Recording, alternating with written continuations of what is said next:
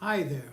I'm Dr. William H. Myers, professor of New Testament and Black Church Studies in Ohio, and senior pastor of the New Mount Zion Baptist Church in Cleveland.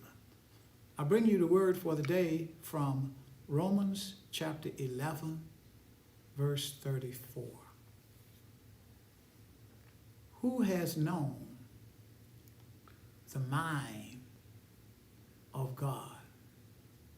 Or who has been his counselor? You know, I'm intrigued by people who think they know everything about God. This same Arthur Paul talks to us about the depth and the width of God. But even the prophet Isaiah talks to us about how far God's ways are from us. He says God's ways and God's thoughts are so far from ours as to not be measured, because the distance is from earth to heaven. I don't know anyone who has ever measured or been capable of measuring that distance. Who can tell God what to do?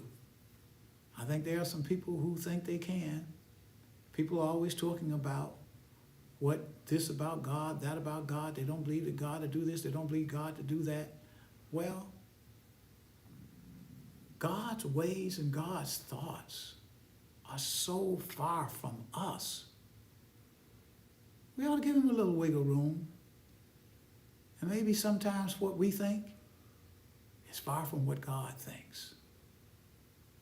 For God is the creator of everything, even us.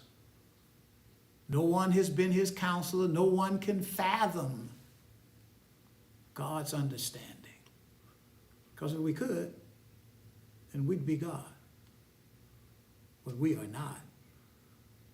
He is God.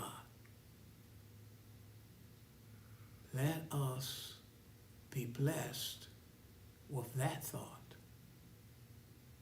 He's loving, kind, and compassionate in ways that we cannot even conceive.